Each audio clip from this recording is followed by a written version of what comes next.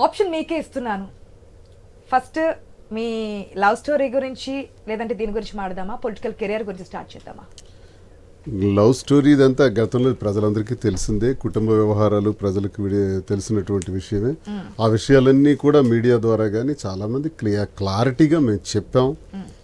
గడిచిన 2 ఏళ్ల నుంచి జరుగుతున్నటువంటి గొడవలు, అంతకుముందు ఇంట్లో జరుగుతున్నటువంటి అంతర్గతంగా జరుగుతున్నటువంటి గొడవలు అవన్నీ కూలంకషంగా ప్రతి ఒక్కటి పోసుకొచ్చినట్టు ప్రజలకు చెప్పాం. ప్రజల దగ్గర ఏ రహస్యం కూడా ఉంచకూడదు, ఎందుకంటే ప్రజా జీవితంలో ఉన్నవాడిని కాబట్టి, ప్రజాప్రతినిధిగా కూడా ఉన్నాం కాబట్టి, ప్రజలు నమ్ముకుని బ్రతికిన వాళ్ళం కాబట్టి ప్రజల దగ్గర రహస్యం ఉంచకూడదు అన్నది నా ఒపీనియన్.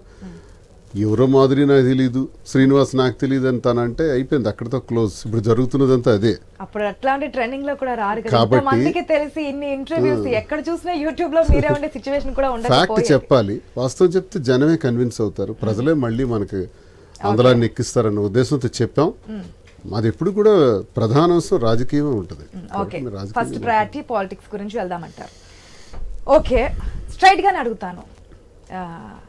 ఒకప్పటి రాజకీయ లీడర్గా ఉన్నటువంటి వ్యక్తి, అంటే మీరు రాజకీయ నాయకుడికి ఏ విధంగా వెళ్ళారు, ఎంత వ్యక్తినైనా సరే ఎంత ముక్కుసూటిగా క్వశ్చన్ చేశారు.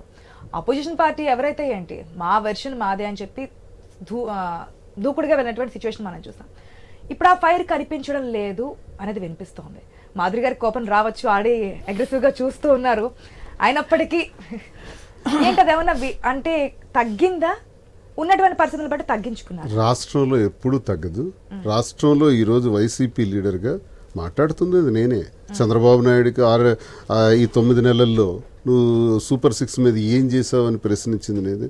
పవన్ కళ్యాణ్ ప్రశ్నిస్తానని చెప్పి నీ నోరు ఎందుకు మొగబోయింది మిస్టర్ పవన్ కళ్యాణ్ అని ప్రశ్నించింది నేనే.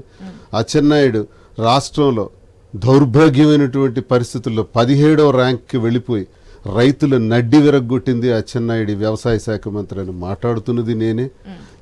నా పైన కేసులు కట్టారు, పోలీస్ స్టేషన్కి తీసుకెళ్లారు, ఎప్పుడో పవన్ కళ్యాణ్కి చెప్పు చూపించానని.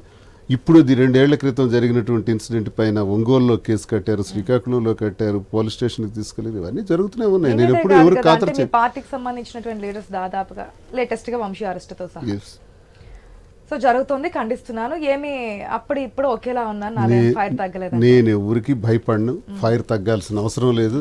మీరు ఏ ప్రశ్న అడిగినా స్పష్టంగా పొలిటికల్ గా సమాధానం చెప్తాను.